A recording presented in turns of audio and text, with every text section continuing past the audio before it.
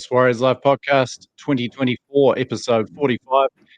Will Evans here with Brad Larking on a Monday afternoon after yet another demoralising loss that has officially ended any chance that we had of making the finals this year, mathematically or otherwise. Salary cap breach is pending. We're brought to you by Kingz Container Crew, of course, our wonderful sponsors. Head to kingcontainercrew.com for all of your container packing and unpacking solutions. To work with us. You might be lucky enough to pick up a gig with them if you're looking for one. Thanks, Kingz. Love you, boys. Certainly feeling a bit more love for Kingz than we are for our usually beloved team, Brad. Geez, it's been a bit of a rough run, hasn't it? Oh, I'm starting to get pretty dog on them. It's hard being optimistic about this bunch at the moment. It is ruining some bloody good weekends otherwise at the moment, those bastards. Yeah, I'll say. I think it's, and just the thoughts are creeping in that, you don't see where the improvement's coming from. It's like, say, gun halfback who will come back bigger and better has been rubbed out for half the season. This is kind of like the team that we trot out next year might not even be as good on paper as this one.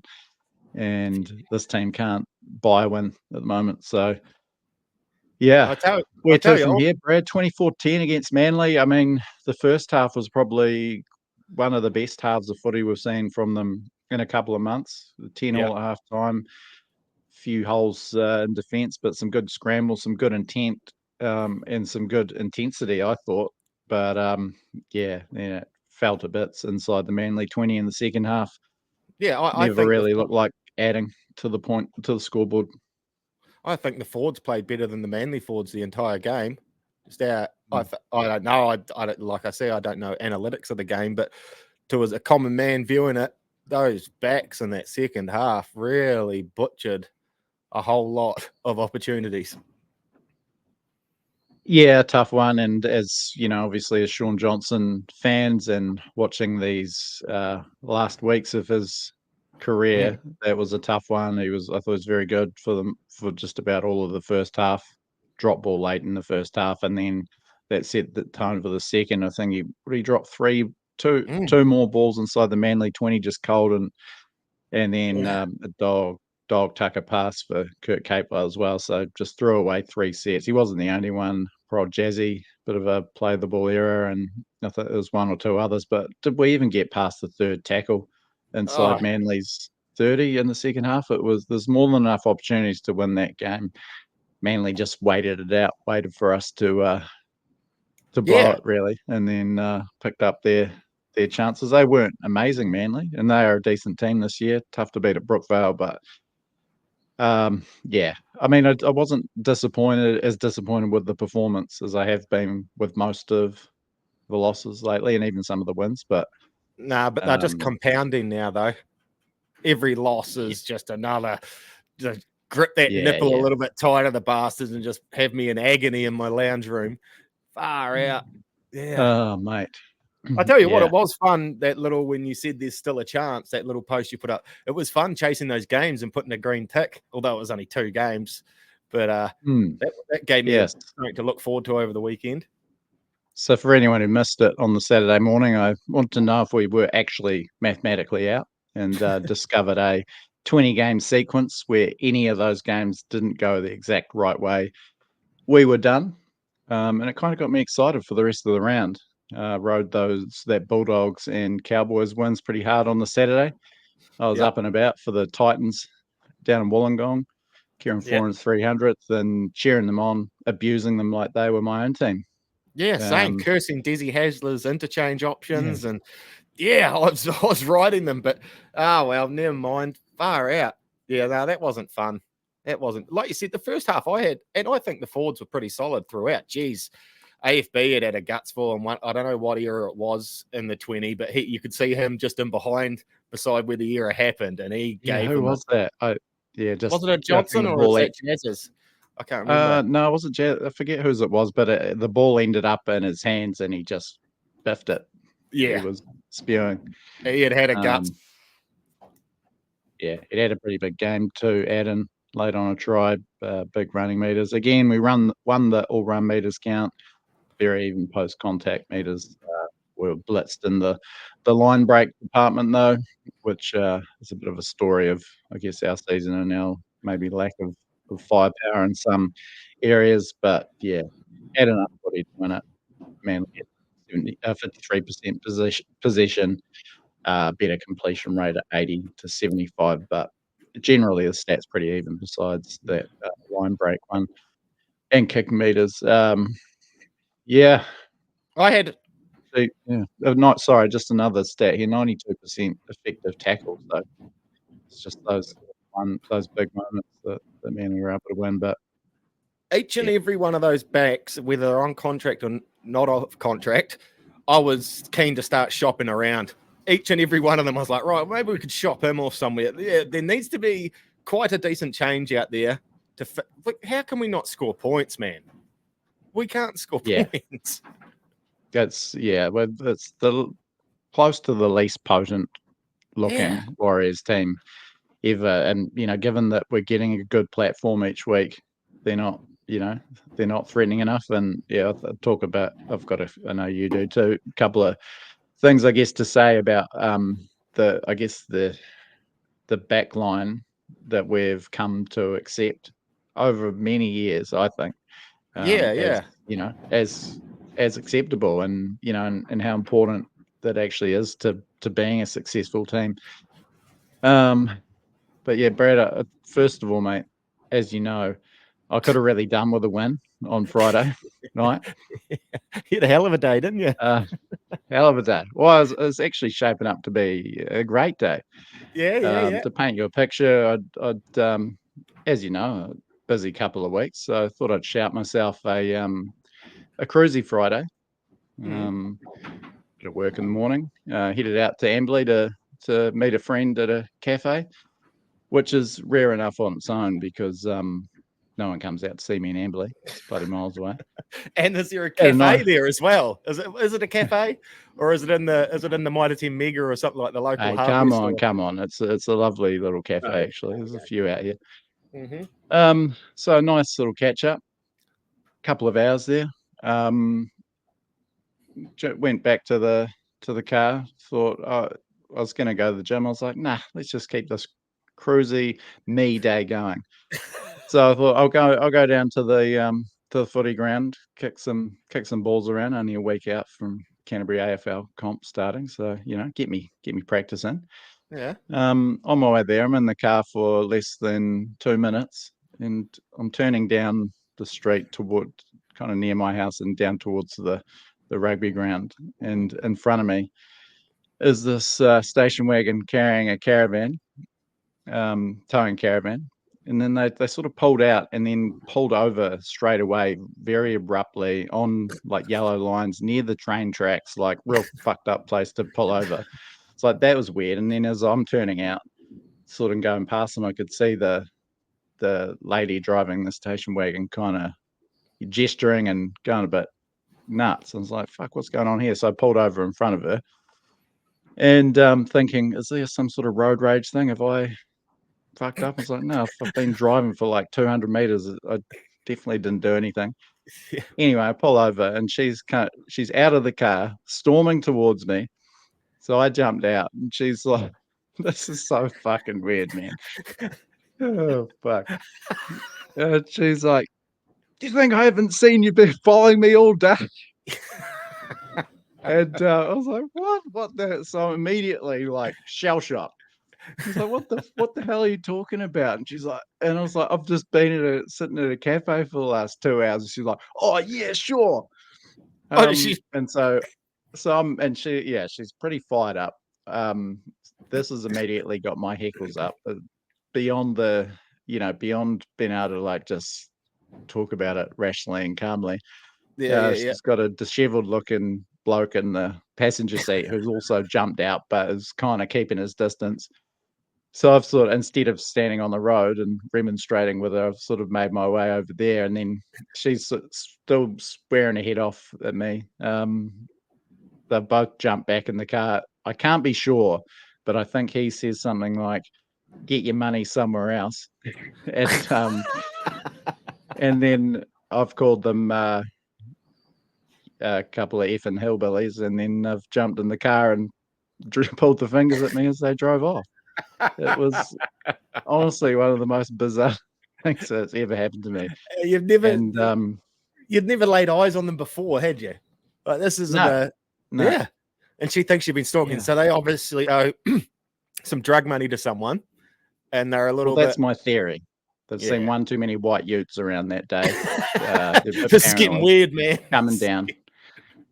Yeah, it was so weird, and I felt aggrieved. Like, why me? You can live to 100, and that never happens to you. And this happens to me in little old Amberley. I could have copped it if it was in Auckland, downtown Auckland. I'd have been like, oh yeah, big city, bunch of crazies. Even Dunedin had some weird sort of.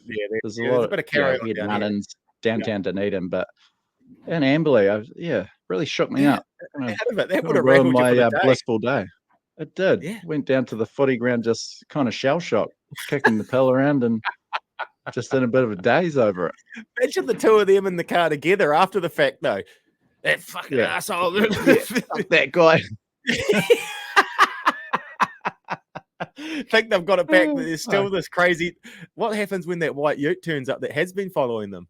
Yeah, I know. It's like, you don't look like that. You're coming back for more, cunt. You're coming back for more. Out of it. So the most annoying thing is I didn't get to talk them around to it. So they're still thinking this guy was following me all day. Oh, it's so weird, Brad. I wonder what. Yeah, that's fucked. I've done it. It would make you feel like a perv. Even though you hadn't done anything wrong. And this is, only a few hundred meters from my house. So if anyone was out in the backyard peering through the fence going, oh, fuck, I've seen that guy around. What's he been doing to these people? I seen Will getting taught. He must be a bit of a creep, Will. Fucking imagine that going around the neighborhood. All your neighbors now don't fucking all dive inside when you're walking your dog. There's fucking Will. That creep. Yeah. I heard he's pinching knickers off washer lines. It doesn't take long for those sort of those rumors to spiral out of control. Wonder what those two. Well, speaking of spiraling out of control, wonder what those two are up to right now. Where's their caravan parked up?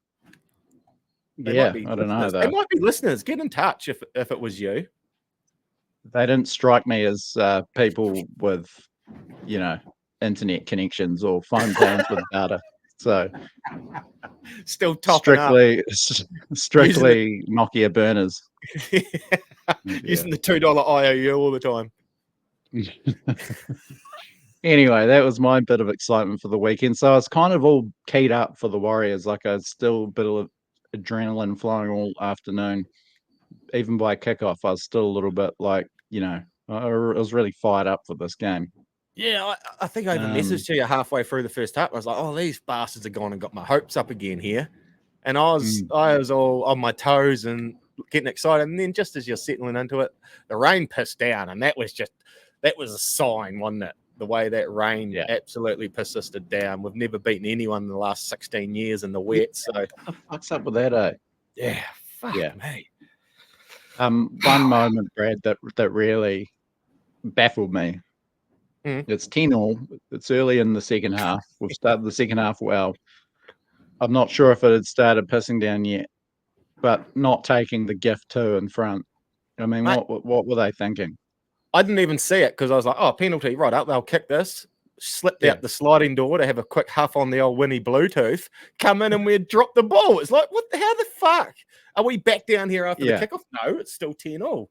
Yeah, so no, that was out of it. And Badger's analytical video reviews. Wow. Go make a cuppa, while she's getting through that. Yeah. In the posts and player ratings article, described it as the ray gun of bunker officials. Just does not, has no idea. And it's consistently poor decisions coming through. It's like she's thumbing Butler.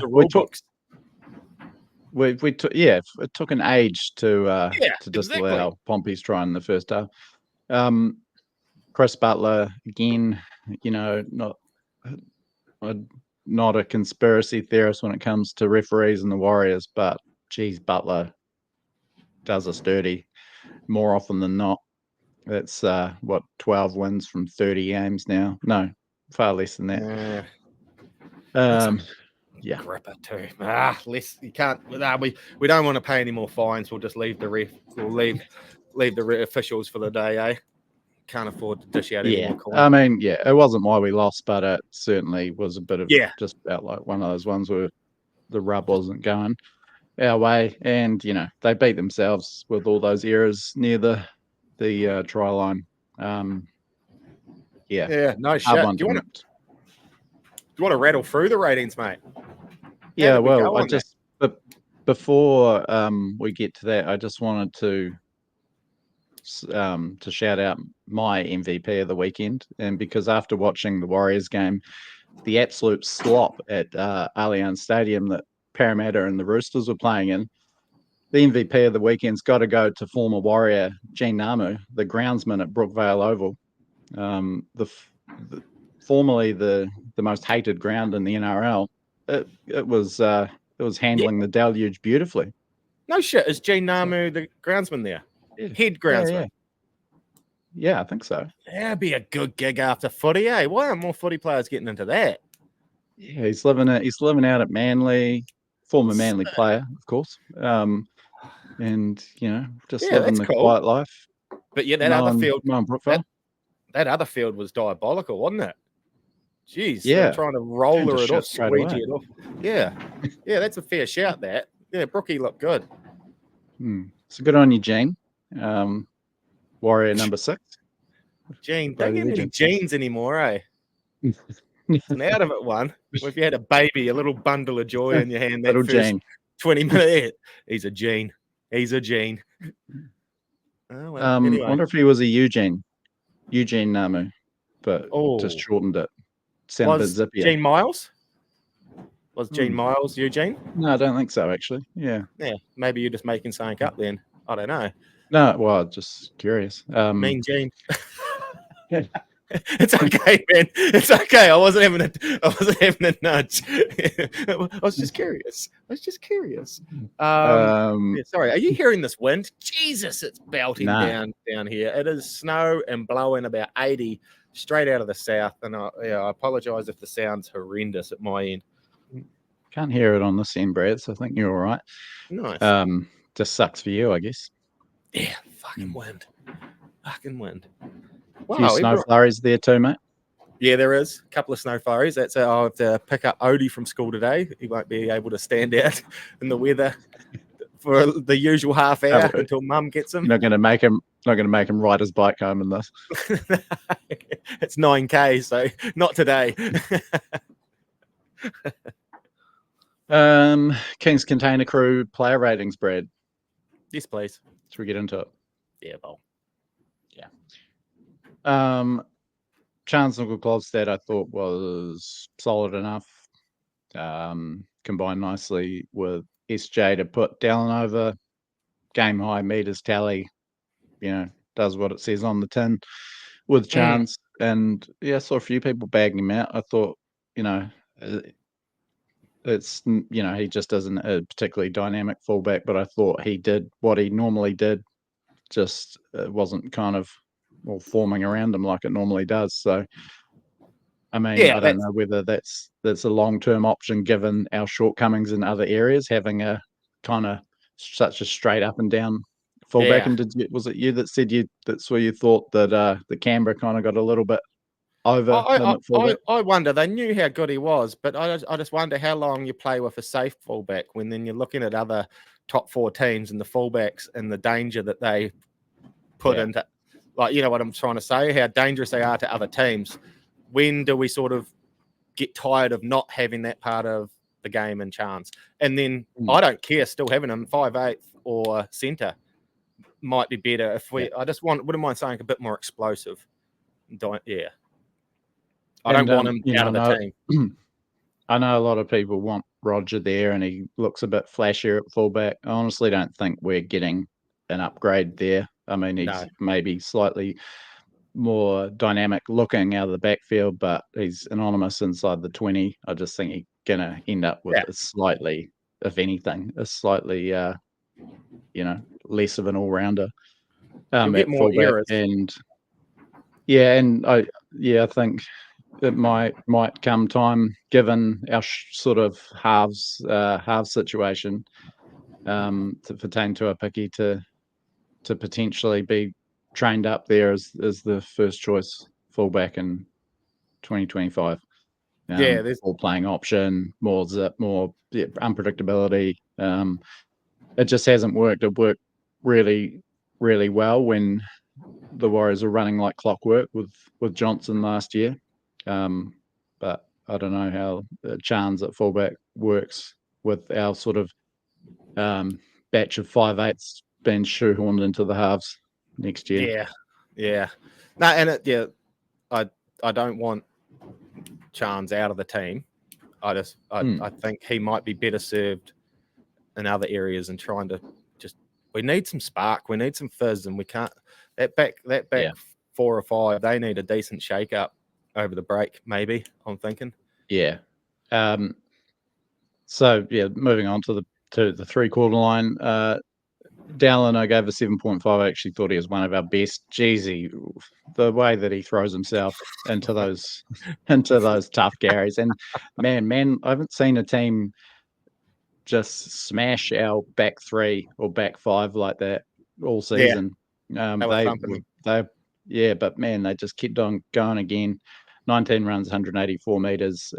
Scored a bit of a trademark try. A nice little play where he picked up the loose ball and almost set up a try with a kick for Lussick late in the first half. That was a flashpoint moment that, if it had gone our way, could have set us on the victory. Right. I mean, I thought he was pretty good, really, and obviously the most potent of our outside backs at the other end. Pompey, again, what he did was reasonably good, probably just not enough of it. Roger, just a workhorse, but when it comes to the other end, he just can't find an opportunity. The try that was scored out on that right edge, he wasn't involved, which kind of says something. It just he absolutely butchered one too, where any centre worth their salt is finding an unmarked gallon in that situation. I can't remember that one. Yeah, during the first half. Again, works ridiculously hard, and if people are quite quick to point out that we haven't won our last 7 or 8 with Sean at halfback. Well, I think our record with Roger at centre is 2 wins from 11 games. Not that that's going to affect the result on the surface, but it's not ideal. No, he hasn't been playing well. He's tried to run it out of danger, and that's about all he's been doing. Just running the ball out of danger. He just can't sigh through a gap or find an opportunity at the moment. It's not working for him. Nah. And for someone with so much experience, so much class, it's just. And I still sort of wonder where Webster's thinking was when he moved him out to the wing, scored another try on the wing, then bumped Graham Telfer out the following week and brought Kossi back for that Dolphins game, put Rog back in the centres. Obviously Montoya back this week. I mean, nothing too bad except for getting out jumped by Garrick for that crucial try in the second half. But just not enough of anything. And again, probably a guy that just lacks a bit of dynamic qualities. And so we may as well talk about it now, Brad. You touched on it a couple of times, but the lack of pizzazz from our 3/4 line is a massive drawback on this team, and it's only going to get more glaring without Sean Johnson in the team next year, with probably a middling sort of halves pairing that that's not going to be able to just create. We need outside backs that can create something out of nothing. Every other team has one or two. There's no other club that would be happy, with the contingent that we've got, I don't think. No, yeah, right. Most clubs have at least one or two, just game breakers out there that can just sit and wait the whole game and then go bang. I can't see any. Tau Picky, if he come in, he might be one that we could inject in there. But with what we've got there at the moment, I don't know. Metcalf played good, but again, like similar to last year, when the tough got going a little bit, he sort of just went through the process as opposed to doing that little bit more. He played good in that first half against Manly when we were on our toes and springing around, but he doesn't seem to be able to do it on his own. Yeah, I don't know. Montoya would be. We need a shuffle out, and I know you like these people because they've been here and given so much. And they're great dudes and exactly. Club men and all nothing that, like that, but they're not good enough. You look at the Titans, Cam Pereira and Jojo Fafita, Braden Sami. I'd take any of them. Yeah, exactly. I think they have their. Brian Kelly. Yeah, but I don't know. I tell you what, I've been scouring through who's off contract in that lately. I've been looking a bit more. Nah, not really. So we're going to have to get someone out of their deal. Someone even look through the New South Wales Cup. But I mean, we've just got so many, so many of the same. We're like, oh yeah, he's decent, but then when it turns out that they're best in that position, you're like, oh, that's not actually that great. I think it's been a thing throughout Warriors history, certainly more recently, but obviously these top 30 lists of best in their position for the Warriors that have been, fairly heavily criticised, I might add. But doing the wing and centres one, so wingers, you've got Manu at number one, and very lucky to have had a best ever winger like Manu, a champion player. Then after that, you're like tossing up between Dallin, Fuss, who's only been here for only a couple of years, and pretty flighty. Then it's Fusatua, Malley, Mamalo, Hoppy, who fell off a cliff. Then Montoya, Farfilly. Like in 30 years, that's not that good. And you should have same with the centres. Same with the centres. Clinton Torpey, brilliant centre, albeit for only 111 games, so not exactly the longest servant. Then I had Mannering at number 2 because there just was no one else, and he was just a part-time centre earlier in his career. And Jerome Rapati, great talent, incredibly injury prone. Then you're into your Tates, Hurrells, Nigel Wagner, just your couple of season servants, all total enigmas. Peter Hiku,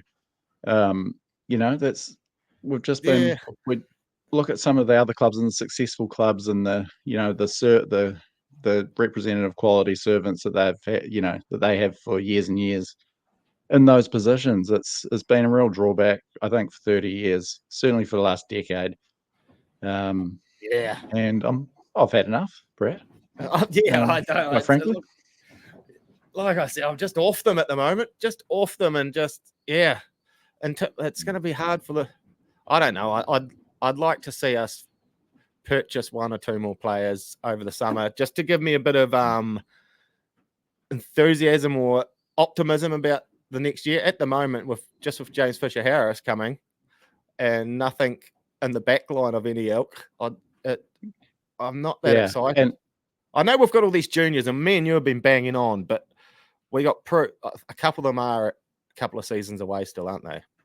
I mean, Leotawa's I think he's a great talent. You're right. I mean, we could go into 2024 with him as our best centre, and who knows if Webster is going to try and soldier on with the likes of Pompey, Montoya, Rocco Berry, who decent players, but guys that have probably been a bit, we've been very patient with, or the club has, that may or may not ever kind of hit that top 10 in their position, or even top 15. I think we're going to see Motu Pasakala from the New South Wales Cup team. I reckon he's going to be a round one starter, just for that sort of, strike. Looks a real carving it up, extended for 3 years. I hope they do away with loyalty. It'd be nice to do away with loyalty for round 1 next year in terms of picking of who's been there. That's done, I think. I think he got his pound of flesh out of them last year. Yeah.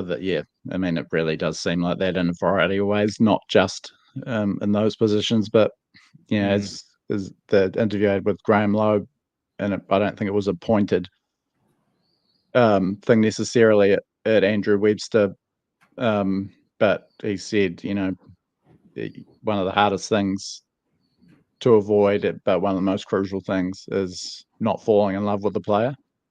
Not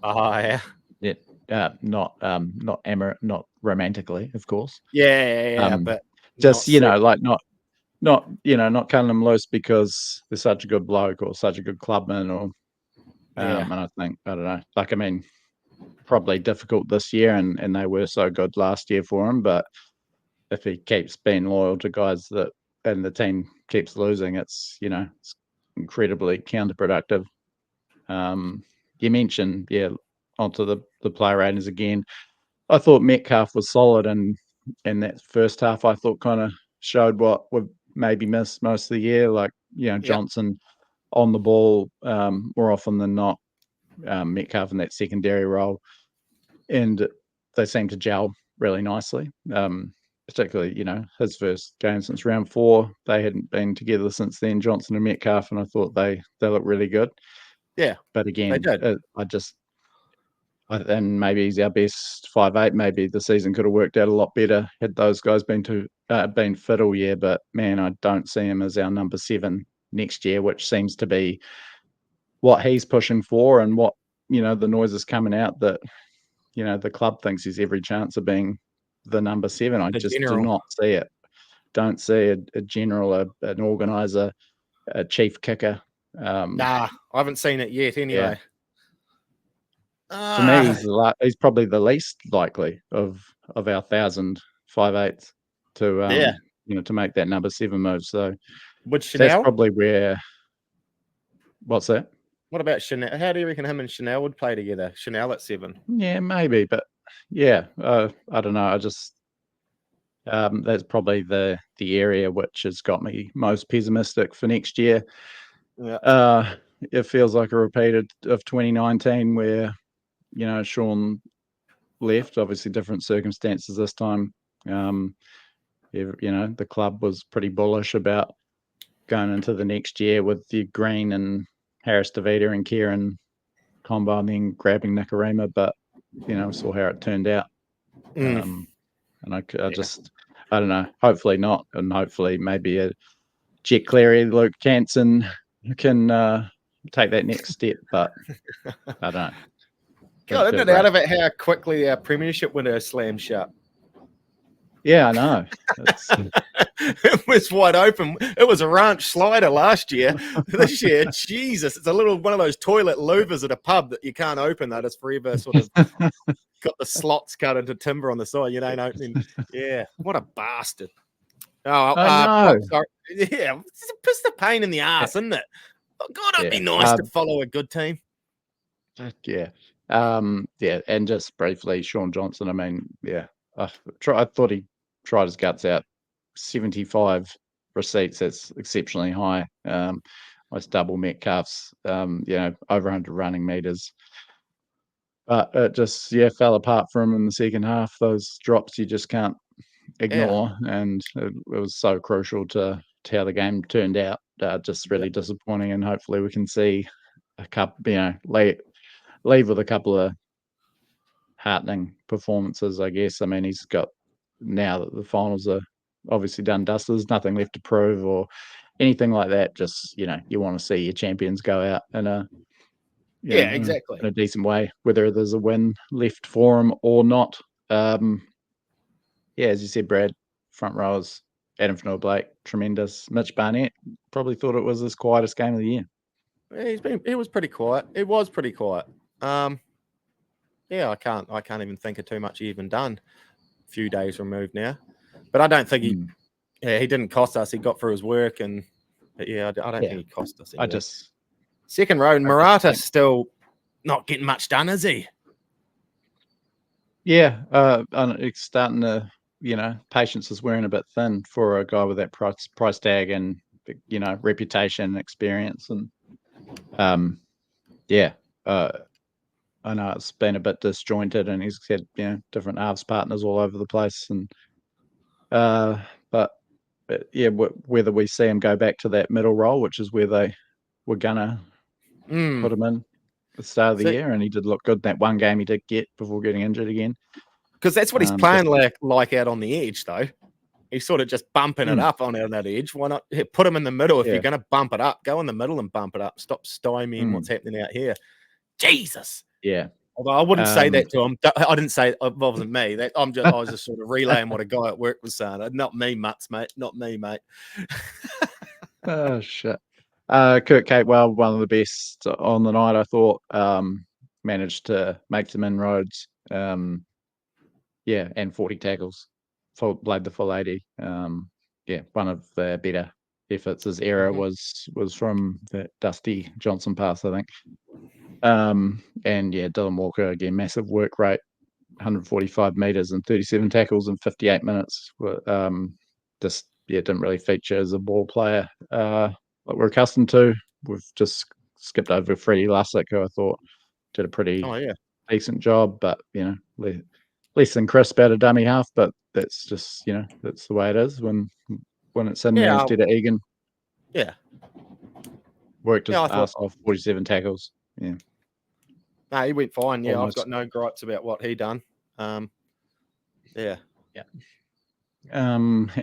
quickly whipping through the bench, Chanel, only a few minutes, didn't get to do much. Jazz busy again. That era obviously stands out, but otherwise he was good. Sifakula put on report twice. He just couldn't stay out of the referee's way on the night and didn't really get to do too much. Busy enough, 4 runs, 15 tackles in 22 minutes. Tom Ale, I thought one of the best for the Warriors as well. He makes his you notice him when he's out there. He never gets a hell of a lot of minutes. 26 minutes, 88 meters, 15 tackles, and a grubber kick cleanup. Bit of footwork too. Bit of late footwork he's got. Yeah, he's doing really well out of getting game time in there in first grade. He's improving every single time, and he seems to be a bit bigger too. I don't know if he's bulked up. He just seems a bit. I get him mixed up with Sifakula a little bit now. There, a couple of nuggets there. That's some promising. Yeah. That's promising the forwards. Our forwards there's even though we lose AFB, there's not much we need to change there, is there? No, I mean Fisher Harris comes in, and obviously he's not like the stats monster or the try scorer threat kind of, or quite as skillful or whatever as Fanua Blake, but he's like there's people that rate him the best front row in the game. And I think earlier this year, like our 2 best wins against the Panthers were with AFB pretty much going missing, and then against the Dolphins a week later when he got stood down. So we're not lost without him. I think we've kind of come to realize that as much of a luxury as he is, we're going to be okay without him. And Fisher Harris coming in, I mean, what a replacement, and a bunch of young bucks coming through the ranks too. So just get your 1 to 7 sorted out and we'll be all good. No shit. Yeah, no shit. Oh shit, I got cramp. There we go. Stretch that out. The old hammy. Yeah, the old hammy. Wow, that's good. I'm going to have to just about do the jit very shortly. Yeah, man. Well, I've got to pick up a boy from school if that's okay. Busy, bro. I tell you, spinning plates at the moment, mate. Just spinning plates, trying to keep that one balanced and sprint over to another one. Got shit going on everywhere. It's been nuts, but hopefully 2 more weeks, I'm out of it. Although we'll be back. Carry on. You in a couple of weeks. I just got my first coaching gig. First coaching gig in a couple of weeks. So taking over the GI Polar Bears under 8s. Go hand out a couple of hidings around Dunedin. That's where Bellamy started, isn't it? All that Craig put me in touch with them. So put me. Here's an up and comer. You might want to give him a go. So I'll see how we go. I'll be all good. But otherwise, that's us, is it? Yeah, man. We'll be back for the live episode on Teamless Tuesday. geez, what happened with the lights there? The Someone lights drive into your shed.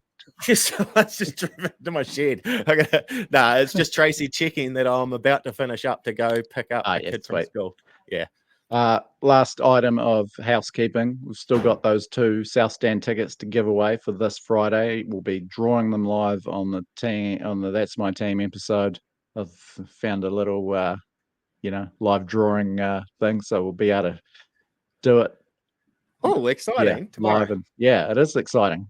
And is Fonzie available tomorrow? Be good. I'm not sure yet. We need to touch base, see if he's available, and get the old questions up on the thread. It seemed to work a treat last week. Yeah, absolutely. But yeah, so if you came for those tickets, drop a comment message or whatever on any of the platforms, and we'll chuck you in that draw. Got a good chance of winning. There's a couple of people around the country even saying they'll give their air points a bit of a pounding if they win it. So exciting times. And good show. yeah, nice. So thanks, Brad, mate. Better get out of here. Thanks to Kingz Container Crew, Patreons, Mix and Pick. Good win from Dudders, my old mate. Oh, did Dudders win? No shit. Yeah, he finally got one. So he's been close. I'm going to even foot the bill for the postage to Malaysia. He's so keen for that t-shirt. What else? Who else? Ladbrokes. Thanks for your support. Patreons, thanks. Patreons, thanks, everyone listening. Yeah, come back tomorrow. We'll probably, what do you reckon, 5:30ish if we can get Fonz in. We'll hit the air live at 5:30. We'll stand backstage, just punching darts and drinking piss until 5:30, and then come on flying. So it's just becoming the norm now. People are just relying on us being there at that time. It's like Judy Bailey and Richard Long. Shortland Street numbers are declining, man. We're starting to grab a bit of their market as well. So yeah, look out. Big things are coming. Actually, we can't bloody wait to have a break, if we're being completely honest, Brad? Bit of work. It's getting tough. Getting tough to talk about these jokers. But anyway, we'll keep pushing till the end of the season, and catch you tomorrow.